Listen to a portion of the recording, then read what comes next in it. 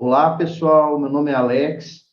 Eu estou falando aqui do IPEP, o Instituto de Pesquisa e Estudos em Psicanálise em Espaços Públicos, aqui na cidade de Campinas, São Paulo. E hoje nós temos o prazer de convidar a professora, pesquisadora, psicanalista Cláudia Mascarenhas. Vou fazer uma breve apresentação do currículo da Cláudia aqui para vocês. A professora Cláudia Mascarenhas, ela é formada pela Federal da Bahia, com a graduação em Psicologia, fez o mestrado em Filosofia da Ciência aqui conosco, né, na Unicamp. O doutorado em Psicologia Clínica foi feito pela Universidade de São Paulo, a USP, e atualmente o pós-doc dela também é pela Federal da Bahia. A Cláudia representa o Instituto Viva Infância, que faz parte da Rede Nacional de Primeira Infância, dentre outras atividades, para não me estender muito. Cláudia, muito obrigado pelo convite e eu já deixo a palavra com você. Bom, eu que agradeço, Alex, a vocês do IPEP, enfim, a todos, e quero trazer aqui um assunto, né, ou um ponto de vista que a gente tem trabalhado bastante aqui no Instituto Viva Infância, e também em parceria com outros colegas que têm acompanhado também essa ideia de uma clínica socialmente contextualizada, né? E, desse modo, a clínica com autismo não pode fugir a isso, do nosso ponto de vista, né? Por que a gente trabalharia outras questões, considerando as artimanhas e as circunstâncias, né, de um contexto, né, mais amplo, tanto do paciente quanto do profissional, e, no caso do autismo, a gente deixaria isso de lado e a gente iria para as universalidades, né, para as essencialidades, mais uma vez, né? O que acontece que até pessoas, até profissionais um pouco mais progressistas, né, que estão pensando temas do antirracismo e enfim, do antifascismo, tudo isso na clínica, na hora que trata do autismo, parece que faz uma espécie de cisão, né? E ali volta de novo ao vício universalizante, ao vício essencialista, né? Eu digo vício porque digamos assim, foram muitos anos, né, que a gente tem feito uma prática pouco advertida às questões do contexto, do socialmente contextualizado. Então, o que eu quero trazer para vocês é essencialmente essa ideia, né? Por que o autismo, né, na clínica com autismo, ela seria descontextualizada, patologizante, culpabilizante, individualizada, colonializada, medicalizada, né? E em outras a gente consegue pensar melhor ela ser contextualizada, ela ser antipatologizante, anticulpabilizante, né, em pensar no contexto, né, buscar mesmo as desidealizações, né, considerar questionamentos dessa hierarquização, né, dos saberes, e no autismo não. Então, acho que isso é uma questão fundamental para a gente, talvez, finalizar esse ciclo, né, tão interessante que vocês organizaram, né? Então, acho que a clínica psicanalítica ela tem muito a contribuir para esse debate, né? Em relação ao autismo também. Então, assim, problematizar essa ligação, essa espécie de ligação natural entre indícios e significações é fundamental, e a psicanálise faz isso com maestria, isso faz parte do campo da psicanálise, né? Assim, o que acontece, né? Que a psicanálise, desde quando Freud desnaturalizou o instinto, né? Onde não havia uma ligação endógena, natural, sobre o instinto e o seu objeto de satisfação, desde lá para cá, né? Por que quando se pensa a questão do autismo, parece que essas ligações entre indícios e significações aparentemente nos parecem tão naturais, né? Então, essa problematização do contexto é fundamental também na clínica do autismo, né? Então, assim, vale realmente encarar de frente a problematização das relações, dessas evidências entre os sinais que um bebê pode mostrar no seu corpo, seus gestos, suas emissões sonoras, e as significações que a gente dá, as significações que lhes são oferecidas, né, pelos profissionais, enfim, até pela população mais geral. Né? Afinal, que conjunto de parâmetros poderá fazer melhor ou a mais pura relação entre um indício e uma significação? Né? O que me fala disso? Né? Que parâmetro é esse?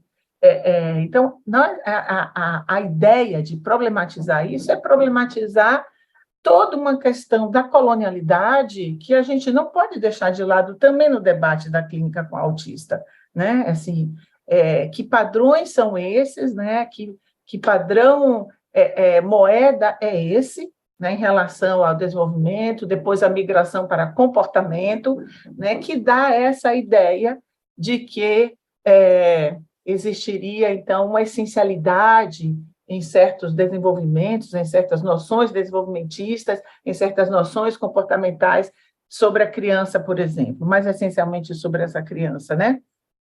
Então, acho que isso é uma condição da nossa clínica atual sobre o autismo. E a gente precisa realmente escutar os próprios autistas falando disso, a gente precisa aprender com eles essas questões, né? Para a clínica psicanalítica, uma das questões que eu considero fundamental é essa problematização, eu diria, de ter como se fosse uma premissa básica de que o autismo necessariamente implica em sofrimento, né? Porque a clínica psicanalítica, ela trabalha com o sofrimento, né? Mas o questionamento atual feito pelos próprios autistas é por que essa ideia de que o autismo implica necessariamente em sofrimento sobre o autismo, né? Acho que isso é uma questão que a gente também precisa considerar na clínica da psicanálise com o autismo, né? Então, assim, a ideia, como acho que muitos de vocês já devem ter isso em mente, a ideia de uma busca ou uma cura do autismo, né? Ou uma cura do que poderia ser pensado como uma hipotética patologia do autismo, precisa ser fortemente banida da nossa ideia de clínica com autismo, né?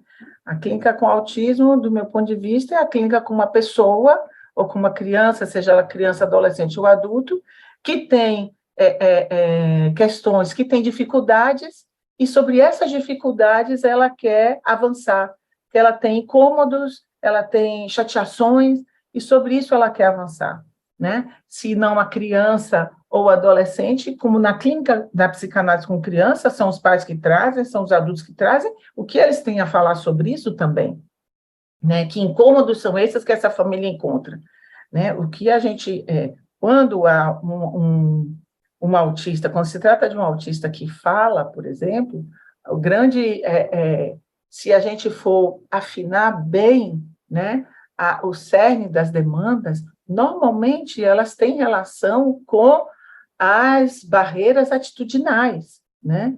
Normalmente elas têm relação com estar olhando para...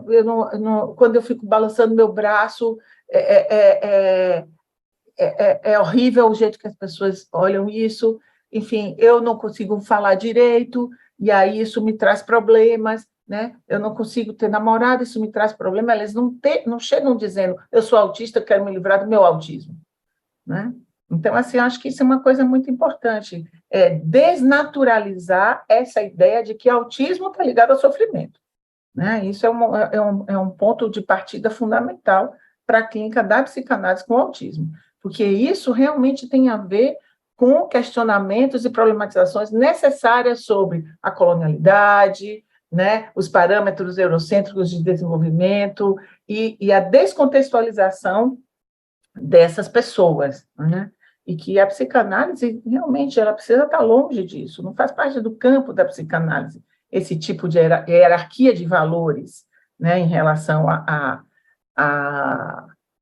clínica, e, sobretudo, a clínica com autismo, né? Então, assim, também vale a pena, nessa mesma esteira, a gente se perguntar se prevenção de quê, né? A prevenção, então, é prevenção de quê? Se a gente tira tudo isso que a gente está falando aqui, que a gente precisa problematizar, então seria prevenção de quê? Né? Assim, a ideia, né, de que, do ponto de vista, inclusive, histórico, a prevenção, o que a gente falava de prevenção há 30 anos atrás, o que a gente falava há 20 anos atrás, era uma coisa.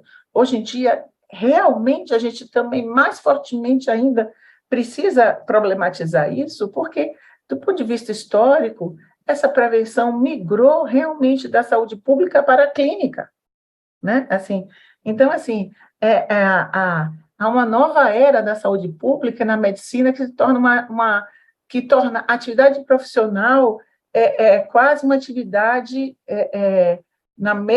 quase que nos mesmos parâmetros, né, dos epidemiologistas, né?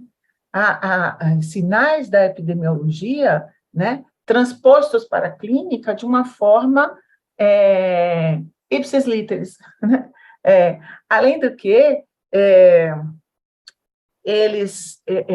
a ideia da prevenção, né, se tornou tão naturalizada, né, na nossa atualidade, né, a gente se previne, né, o tempo inteiro a gente está fazendo prevenções conosco, né, com nós mesmos, né, que a prevenção do que se chamou sinais de risco parece que, atualmente, é a própria doença em si, na medicina de modo geral, né? Assim, então, a gente toma remédios já para se prevenir porque a gente tem sinais de risco, como se já fosse isso a doença. Se a gente transportar isso para uma clínica, em uma clínica da psicanálise, aí a situação vai ficar bem complexa, né?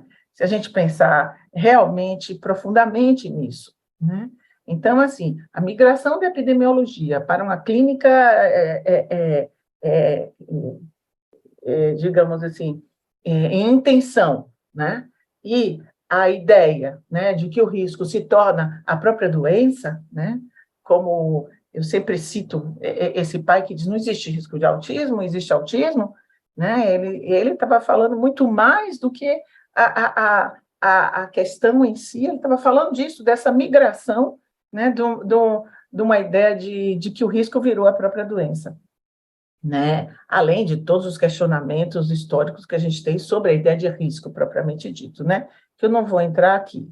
Então, assim, na praxis, né, o que a gente tem hoje, se a gente não entrar profundamente nos questionamentos sobre isso, né, eu acho que a psicanálise tem tudo para contribuir de uma forma mais, digamos, interessante nesse debate, né? Porque o excesso de diagnóstico de autismo precoce espalhados no Brasil e possivelmente em outros lugares também, com colegas da Argentina, do Uruguai, do Chile me falando a mesma coisa, né? É fundamental que a gente pare um pouco e decididamente entre de sola nesses questionamentos, né? Essa ligação, essa espécie de ligação natural que a gente tem no caso do autismo para indícios e significações, ela precisa ser problematizada. Realmente, na clínica, porque que nessa clínica a gente faria diferente do que a gente faz na psicanálise de modo geral, né? Em relação ao campo, né? Em relação ao campo, né? Então, assim, a ideia, né, que eu acho que é uma batalha justa da nossa clínica do nossa posição no mundo, né, como profissional, é que não se trata, estamos todos de acordo que não há uma abordagem única, né, mas a questão vai um pouco mais além disso, não só não há uma abordagem única em relação ao autismo enfim, que mereça, né, a nossa atenção e a nossa batalha, inclusive, né? Mas mas sim também de que isso precisa ser contextualizado, né? Assim, eu vou dar aqui um exemplo para vocês, né? Estou aqui pegando uma pesquisazinha, né? Que tem várias, mas eu escolhi uma pesquisa que eu vou achar aqui agora, estou aqui, em relação a essa questão do contexto, né? Que é uma pesquisa, um artigo que fala, a gente tem vários desses, né? Mas esse fala da diferença de diagnósticos em relação à raça, né? A diferença do tempo do diagnóstico para crianças autistas em relação a crianças brancas e crianças negras, né? Então, em média, as crianças brancas receberam o diagnóstico de autismo, né, 2 anos antes quase das crianças negras, né? Assim, então, e também quando elas entram no sistema de saúde, né, elas levam muito mais tempo, né, antes em tratamento, antes de receber o diagnóstico, né? Então, assim, isso significa que a ideia, né, de que nessa clínica a gente descontextualizaria, né, a avaliação, a própria avaliação, é uma ideia completamente equivocada, é completamente desavisada, né? Estamos todos nós nesse contexto, nesse mesmo barco, né? Então, o que faz com que profissionais, usando os mesmos protocolos, avaliem crianças brancas como autistas 2 anos antes, com os mesmos protocolos, na mesma localidade, no mesmo serviço, né, de crianças negras, isso é para a gente pensar que, por mais dita científica, né, como se a ciência tivesse a par da contextualização dela do seu próprio tempo, e os cientistas, e os profissionais, e os pesquisadores também tivessem outside isso, né, que essa ideia precisa trazer para a gente que nós, profissionais, decididamente precisamos estar advertidos sobre o impacto que tem a descontextualização da clínica e também a descontextualização da clínica com autismo, né? Isso, toda a história do autismo, toda, enfim, a cadeia, digamos, produtiva, né, em relação ao autismo, está absolutamente contextualizada, politizada, com tudo que se tem na concepção, digamos, capitalista sobre isso, né? Então, a ideia, a primeira ideia, né, que eu quero trazer para vocês é essa. Não existe clínica descontextualizada no autismo também. A segunda, sofrimento e autismo não podem ser tomados pelo analista como uma ligação intrínseca e natural, né? E por isso uma pessoa não precisa de tratamento apenas por ela ser autista, né? Isso é fundamental. Todas as pessoas que vão para uma psicanálise, elas têm questões, que elas têm incômodos, elas têm situações que não estão legais para elas, e na clínica com criança, como a psicanálise com criança faz também, com toda a complexidade da psicanálise com criança. São os pais que levam, são terceiros que se queixam sobre isso, na clínica com o autista também, né? Enfim, mas, de qualquer forma, né, isso é fundamental, né? Eu acho que isso é uma coisa... A terceira questão, né, que eu quero trazer aqui para vocês, é que a gente também foi aprendendo, mesmo dentro dessa contextualização, mesmo considerando, digamos, a decolonialidade, mesmo considerando essas posições fundamentais, que o analista que está no quadro, né, precisa estar advertido em relação ao autismo também, né, que, esse conjunto de premissas iniciais, a gente também foi aprendendo com essa clínica que não existe uma porta de entrada única em relação a subjetivação desse trabalho e dessa criança, ou desse adolescente, ou desse adulto, né, autista. Mas, sim, a gente tem várias portas de entrada que precisam ser, digamos, pensadas e construídas nas entrevistas preliminares com essa pessoa autista, né? Então, normalmente, a psicanálise trabalha com a porta de entrada, que é a via pulsional, né? De modo geral, chega uma criança, ou chega um adolescente, enfim, um adulto, todas essas questões ligadas, né, a um enlace, né, do sujeito ao outro, retornando para ele mesmo, como o seu movimento pulsional é a porta de entrada, é o que a gente, de modo geral, com uma tradição, a gente constrói nas primeiras entrevistas, né? E disso a gente também aprendeu com os autistas que existem várias portas de entrada, né? Assim, a via pulsional é uma porta de entrada, mas a via cognitiva é uma porta de entrada maravilhosa, né?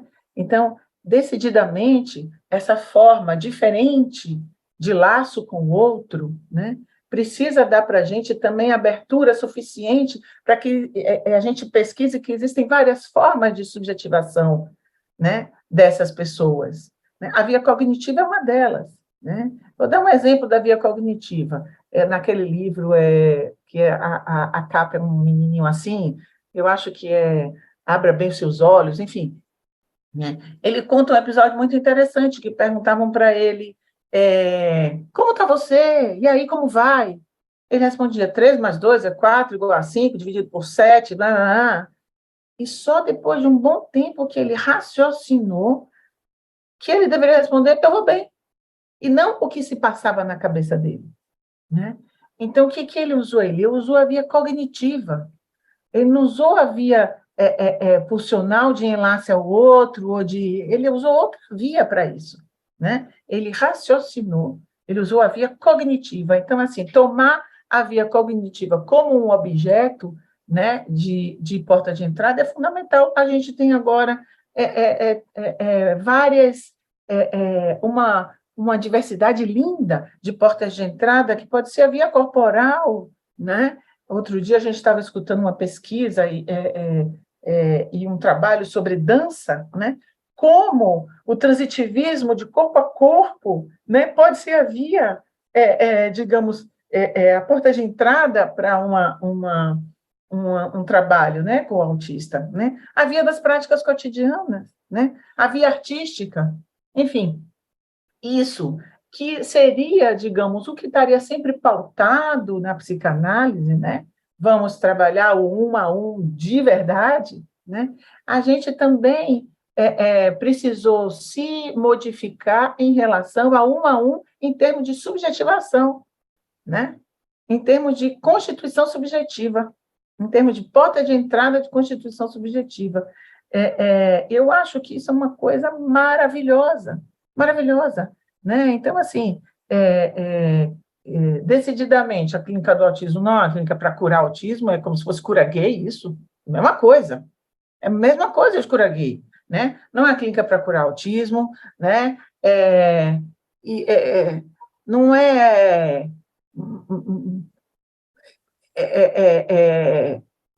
digamos assim, não é desconsiderar, né, que o analista está no enquadre, né? Isso é a contribuição lacaniana que eu acho mais primorosa de todas, né? Assim, a diferença do analista aqui, né, de fora, faz a leitura e oferece uma interpretação, digamos, para o seu paciente, alguma coisa desse tipo, né?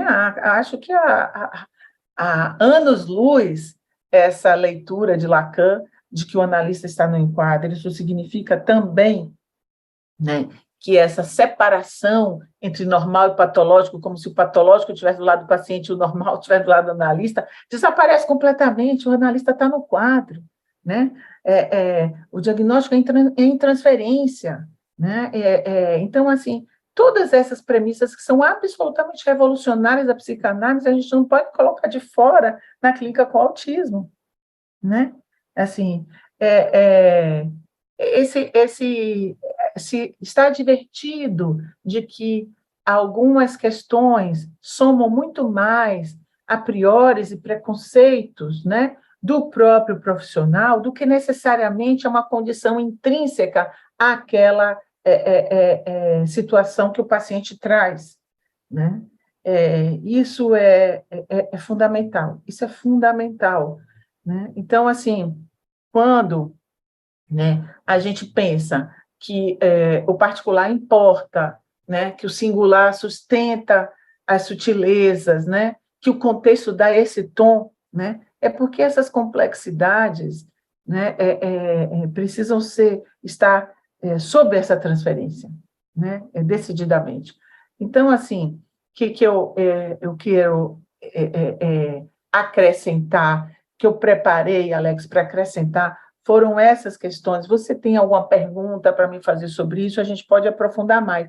Mas, assim, queria fazer uma coisa bem enxuta em relação a isso, para ver se complementa com o que eu já tinha dito na outra parte da aula. Cláudio, eu achei interessantíssimos os pontos aí que você destaca, e vem de encontro com aquela questão que diz respeito hoje aos analistas que se dedicam, se inclinam aí ao estudo do autismo, em especial quando a gente está falando dos instrumentos de acompanhamento, né? Dos diferentes instrumentos de acompanhamento que têm aparecido e que nós, de alguma forma, temos também discutido e pensado.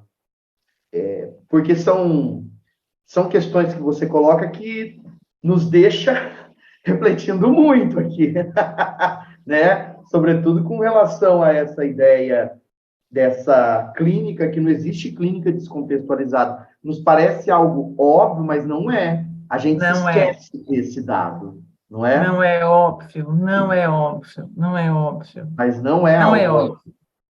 Eu digo para vocês que quando a gente tem o Ateliê Classe, que é um dispositivo francês aqui, né? Talvez a gente tenha conseguido como o único lugar no Brasil, por enquanto, que conseguiu colocar em prática o Ateliê Classe, porque o Viva Infância não ganha dinheiro com nada. Então, a gente conseguiu isso dessa forma inusitada. Mas, assim, e a gente fez um acréscimo ao tripé do Ateliê Classe, que é pedagógico, educacional e terapêutico, a gente fez o tripé social, né? Então, assim, quando a gente apresentou isso para as pessoas de fora do Brasil, né, e que eles se deram conta de o que eles estavam vendo como natural não era natural.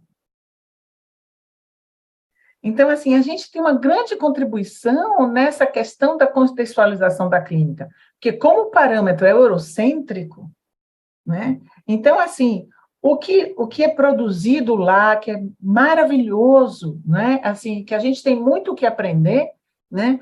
De uma certa maneira, a gente tem que aprender sendo advertido de que eles estão tomando isso como um parâmetro naturalizado, né? Então, assim, eles se deram conta que o Ateliê Classe lá, com população de imigrantes, com população ou ateliê na Martinica, ou ateliê na África, como eles fazem, ou ateliê no Marrocos, como eles fazem, né? Eles não estavam considerando esse último tripé aí, ou esse outro tripé, do tripé, que, digamos, ficou um quarto aí, não é mais um tripé, que a gente desenvolveu aqui, como o socialmente contextualizado, como um aspecto fundamental no Ateliê Classe.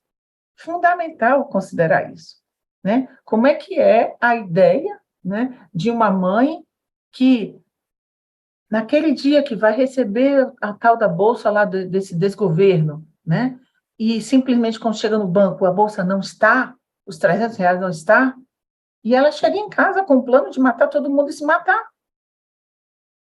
Isso está na clínica do autismo. Isso precisa estar dentro dessa clínica, né? O que a gente faz com isso? Eu estou falando de um exemplo radical, mas são exemplos, são fragmentos do nosso dia a dia, né? Então, assim, o que eles consideravam como natural, não é natural. Então, não há um tripé para o Ateliê Classe, que é um dispositivo muito interessante, que ele fica nessa borda entre o singular e o coletivo, né? Porque é em grupo, mas é individualizado, então tem uma parte em grupo, tem uma parte, tudo no mesmo espaço, né? É muito interessante essa mistura do singular e do coletivo no mesmo espaço, né? Com o Ateliê Clássico, que é o que a gente faz aqui. Então, é essencialmente um lugar muito interessante para a gente desenvolver esse aspecto do socialmente contextualizado, né? Só que para eles lá, né, tendo como o parâmetro, né, eurocêntrico, estava natural que isso não era, digamos, introduzido nas análises, nas leituras, né, e na própria ação terapêutica. E ainda nessa toada, com relação à questão da pesquisa que você traz, aí um dado, um fragmento, não cheguei a ler, depois, se quiser compartilhar com a gente deixa Vou mandar. Nível. O autor, ou a autora, chega a quais considerações com relação a essa diferença de tempo?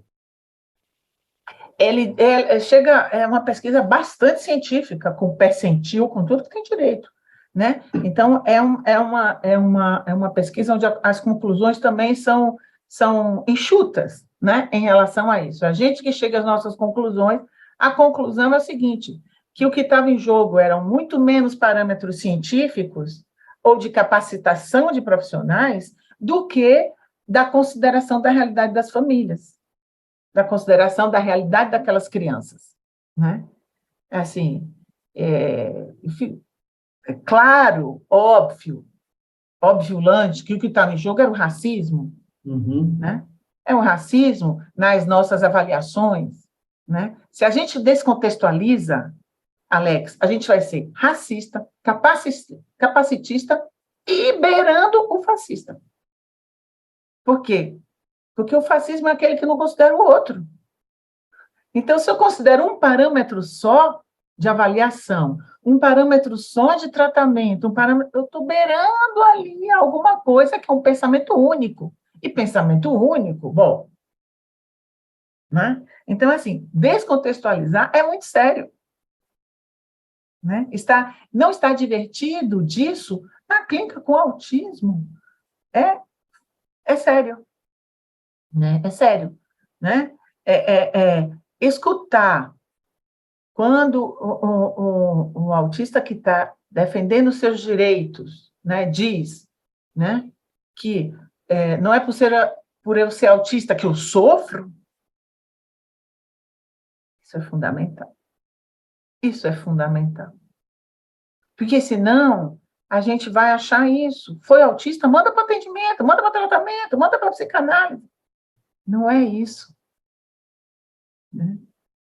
E as consequências são enormes porque a nossa posição na hora da clínica, ela vai ser impactada diferente se eu considero uma coisa dessa ordem ou não. Isso chama atenção para que esses marcadores sociais de diferença estejam presentes, né, nessas pesquisas. Exatamente, exatamente. Né? Emiliano Davi sempre dá aula aqui no Infância com a gente, e ele diz, o dia que o marcador da racialização estiver naturalizado como idade, como quantos filhos tem na família, né? A gente vai estar um passo adiante na nossa clínica. Agora a gente tem que fazer um esforço. A gente agora tem que chamar a clínica socialmente contextualizada. Né? No dia que todos esses marcadores estiverem já, digamos, tão advertidos, a gente não vai precisar mais chamar a clínica contextualizada, porque toda clínica é contextualizada. Né? Mas agora a gente está precisando chamar a atenção para isso, para que a gente depois passe para um próximo patamar, que é considerar a pluralidade, a colonialidade, enfim, todas essas questões como fazendo parte da nossa escuta desde o princípio. Muito bom. Cláudia, eu queria, mais uma vez, nessa segunda parte aqui do nosso encontro, te agradecer.